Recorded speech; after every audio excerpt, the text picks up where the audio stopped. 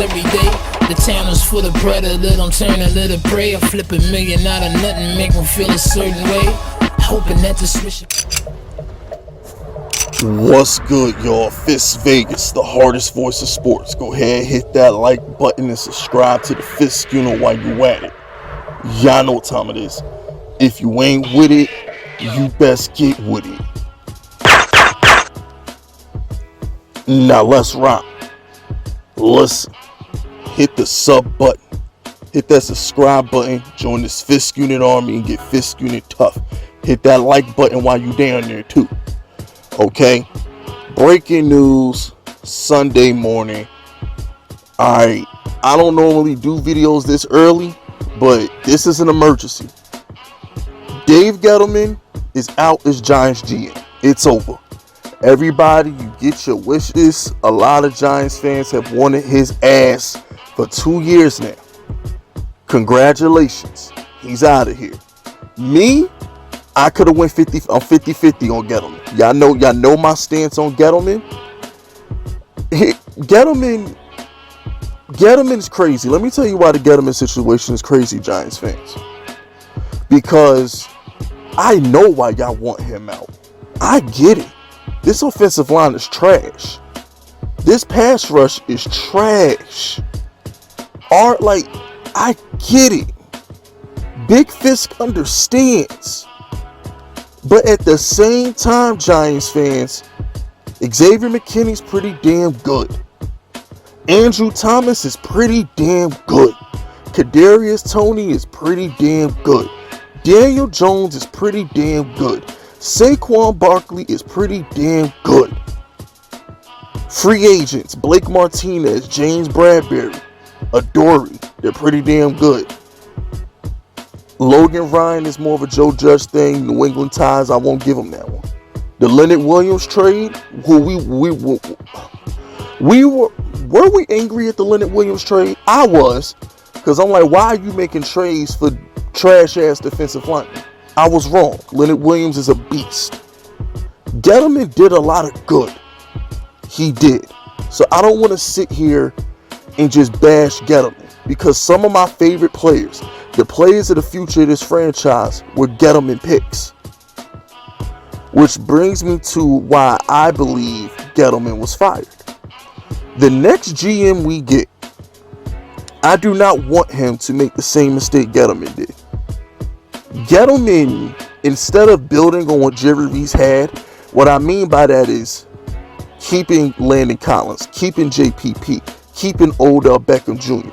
Instead of keeping the talent that Jerry Reese actually accumulated, he got rid of the talent. The first 2 years of Gettleman was getting rid of Jerry Reese players.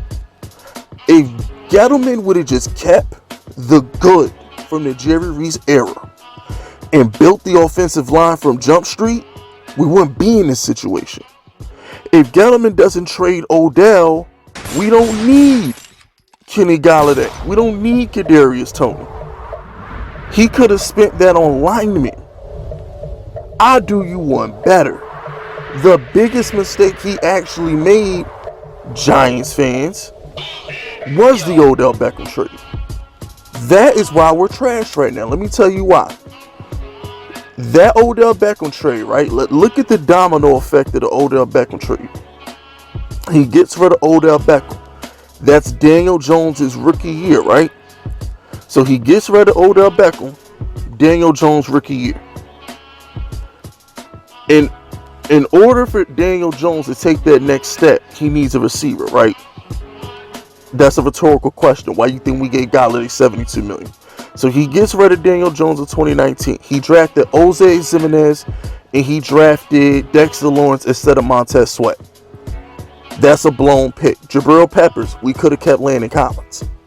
So the Odell Beckham trade off Jump Street was stupid because we could have kept Landon Collins and we could have by the way, we could have franchised Landon Collins. Giants fans, don't tell me Landon Collins got paid too much. We could have franchised him. He let Landon Collins walk out the door for nothing.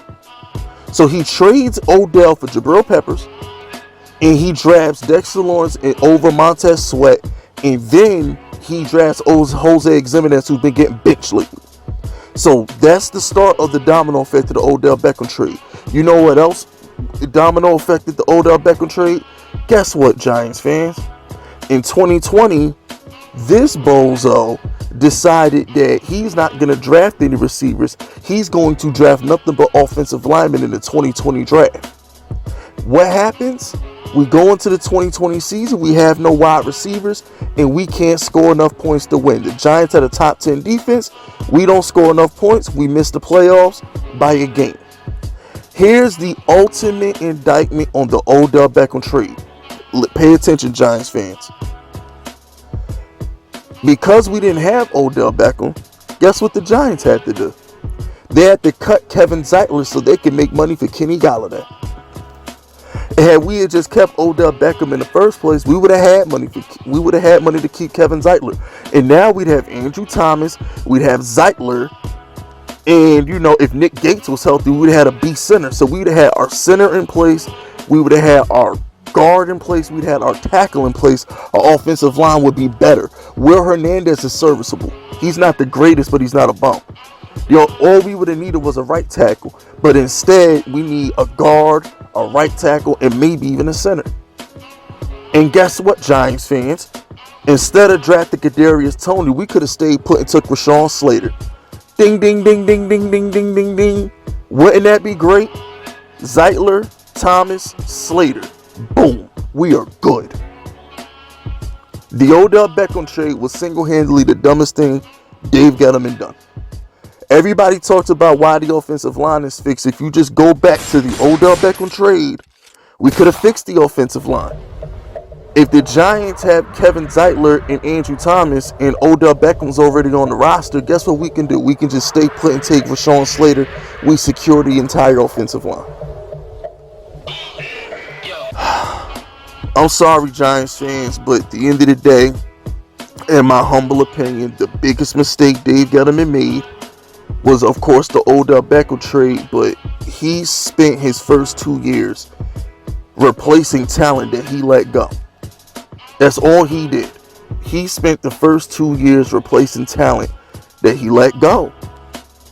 I mean, let's just call it what it is, man. He let go of Jack Rabbit for a tweet. Jack Rabbit looks pretty damn good in Tennessee, doesn't he? Jack Rabbit looked pretty damn good for New Orleans, didn't he? He lets go of Jack Rabbit. He lets go of Landon Collins.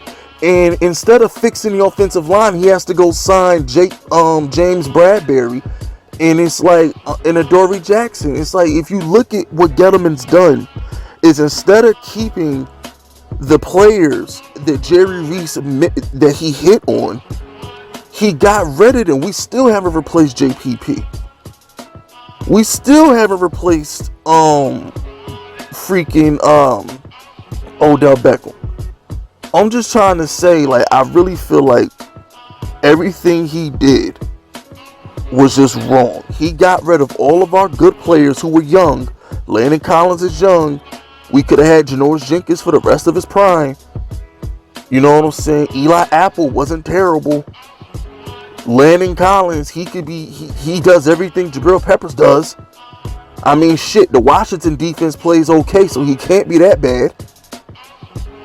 I just feel like this Giants, at the end of the day, I look at Dave Gettleman and I'm like, bro, had you just kept JPP, had you just kept Landon Collins, had you kept Janoris Jenkins, have you kept those players, you could have focused on the offensive line, damn it. You could have spent all that salary cap money on the line. You could have spent those draft picks on the offensive fucking line, and we wouldn't be in this damn situation.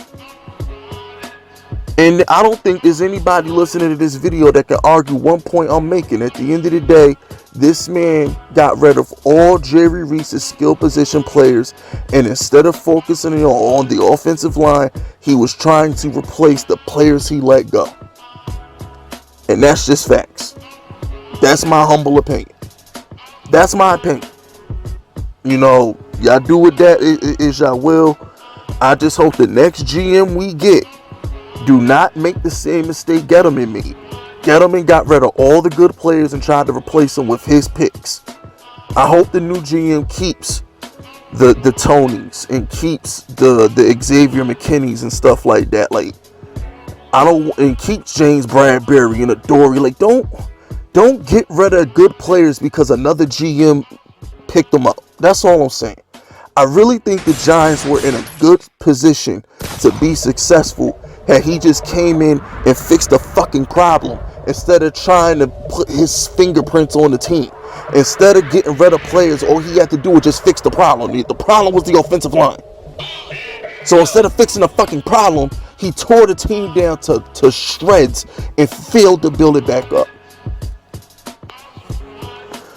I ain't got nothing else to say, man. That's it, that's all. I'll see y'all around like 4:30, around like 5 o'clock for the Eagle reaction, man. Let's go get this W. It's Michael Strahan Day. I'll see y'all around 5 o'clock on my Eagle reaction. I'm up out of here. That's it, that's all. Subscribe to the unit if you rockin' with me. My name is Fist Vegas, and I approve this message.